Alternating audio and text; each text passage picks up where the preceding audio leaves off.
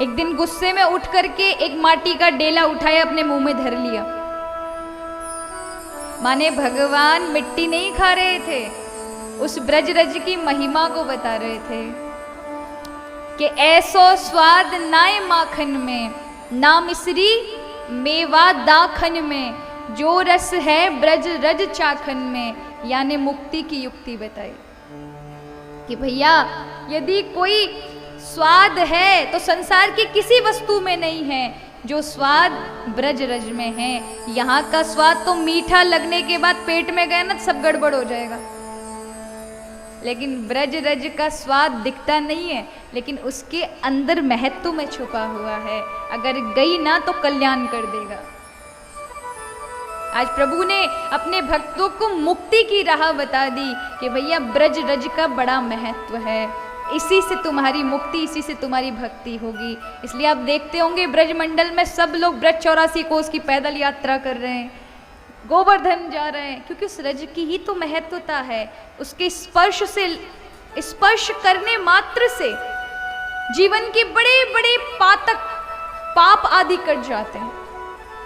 कभी कभी मैंने लोगों को सुनते देखा है, कई लोग कहते हैं कि ये जो कथाओं के माध्यम से नृत्य कराते हैं ये केवल मनोरंजन है, केवल दिखावा है, ये है पाखंड है। मैं आपको बता दूं, जिससे आपके मन में ऐसी भ्रांति ना रहे, नृत्य करना भी भगवान की भक्ति का एक अंग है। भगवान के जो आचार्य हैं, भक्ति के आचार्य हैं, उन्होंने भक्ति में नृत्य करना भी एक अंग बताया है भक्ति का। संसार में नृत्य करने वाले तो हमेशा नृत्य कर ही रहे हैं, परमात्मा ने उन्हें संसार में चक्कर काटने के लिए ही भेजा है, यानी नृत्य ही कर रहे हैं हम सभी। यदि संसार के लिए कुछ उनके व्यवहार में नाचते हैं कूदते हैं तो, लेकिन यदि अपने ठाकुर के लिए नृत्य करते हैं ना तो वो उपासना बन जाती है। और नृत्य हर कोई नहीं कर सकता। अब कई ऐसे लोग हैं जो नहीं उठ सकते क्योंकि उनको लगता है कि पड़ोसी देख लेगा तो क्या कहेगा, ये देख लेगा तो क्या कहेगा। लेकिन नाचो तो उसमें दिखावा नहीं होना चाहिए दुनियादारी को कि ये रीझें सामने वाले हमारी नृत्य को देखकर तो वो भगवान की उपासना नहीं, वो दम और वो पाखंड है। लेकिन केवल और केवल नृत्य में भगवत प्रेम छुपा हुआ है। प्रभु के लिए कदम अपने आप झूम गए, हाथ अपने आप खड़े हो गए, तो ये सबसे बड़ा ऊंचा स्तर है नृत्य का।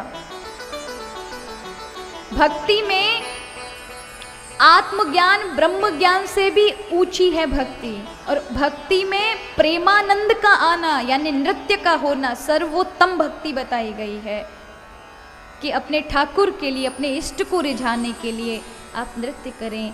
नारद जी नृत्य करते हैं, स्वयं भक्ति महारानी जिनकी कृपा से भगवान मिलते हैं वो नृत्य करते हैं, और इसका प्रमाण भागवत जी में है, धन्यम वृंदावनम तेन भक्तिर नृत्यति यत्र च। धन्य है वो वृंदावन धाम जहाँ नित्य प्रति भक्ति सबके हृदय में नृत्य करती रहती है। प्रहलाद जब करताल उठाते हैं, नरसिंह भगवान का स्मरण करके नृत्य करने लगते हैं। चैतन्य महाप्रभु अपनी अजानुलंबित भुजाएं जब फैला लेते थे और हा कृष्ण कहते थे, नाचते थे, तो भावावेश ऐसा होता था कि मूर्छित हो जाते थे। भले ही मीरा ने नाच कर पाया है उस गिरधर गोपाल को, भक्ति में हमारे आचार्यों ने नृत्यता को प्रमुखता दी है कि हृदय में भाव उठे तो अवश्य नृत्य करना चाहिए, लेकिन उसका आश्रय हरि हो, संसार ना हो। इसलिए नृत्य करना एक भक्ति का महत्वपूर्ण अंग है। तो किसी की बातों में आकर के ऐसा मन मत सोचना कि लोग ऐसा बोलते हैं ऐसा बोलते हैं, ये भक्ति का एक मुख्य अंग है नृत्य करना, प्रमाणित है। कितने सारे भक्त हुए जिन्होंने नृत्य करके ही तो परमात्मा को पाया है। कुछ नास्तिक लोगों ने उनकी परीक्षा भी लेनी चाहिए, लेकिन उनकी परीक्षा धरी की धरी रह गई, क्योंकि वो संसार के लिए नहीं नाच रहे थे, वो तो परमात्मा के लिए नाच रहे थे। आपने नानी बाई का मायरा मेरे मुख से कई बार सुना होगा, उसमें प्रसंग आता है, शायद आपने ध्यान दिया हो कि एक राजा था। नरसिंह जी जब भगवत नाम लेकर नृत्य करते थे लोगों के सामने, तो उनके घर वाले जलते थे और उन्होंने राजा को शिकायत कर दी कि ये स्त्रियों को दिखाने के लिए, लोगों को दिखाने के लिए नृत्य करता है, इसने तो बड़ा पाखंड फैला रखा है, इसको आप दंड दें।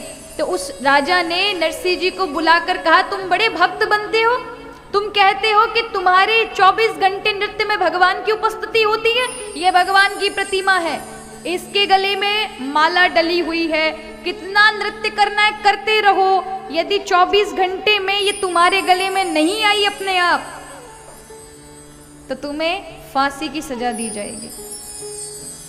भक्तराज की ऐसी परीक्षा ले ली गई।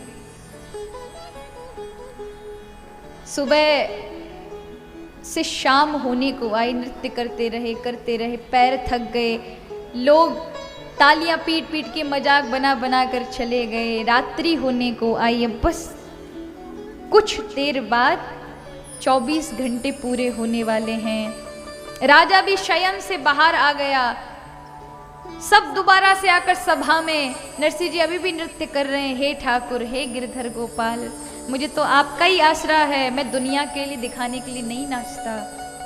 प्रभु तो आ जाते, लेकिन नरसिंह जी को जो एक केदारा, एक कागज दिया था कि इस कागज में जो राग मैंने लिखे, इन शब्दों को तुम दोहरा लोगे, मैं कहीं भी होऊंगा आ जाऊंगा।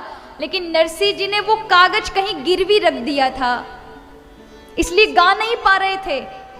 चाहते तो हम जैसे होते तो कोई बात नहीं, हमको तो याद है, हम तो अभी भी गा देंगे, रखा है तो रखा रहने दो किसी के पास गिरवी। लेकिन ऐसी चालाकी भक्तों को नहीं आती।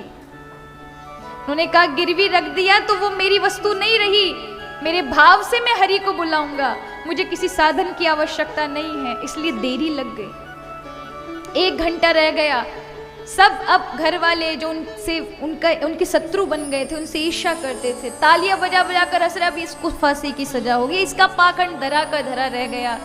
लेकिन हरि कैसे देख सकते थे? सभी के एकाएक प्रभु के उस गले से माला उठी और सीधे जाके नरसिंह जी के गले में पड़ गई। लोग देखते के देखते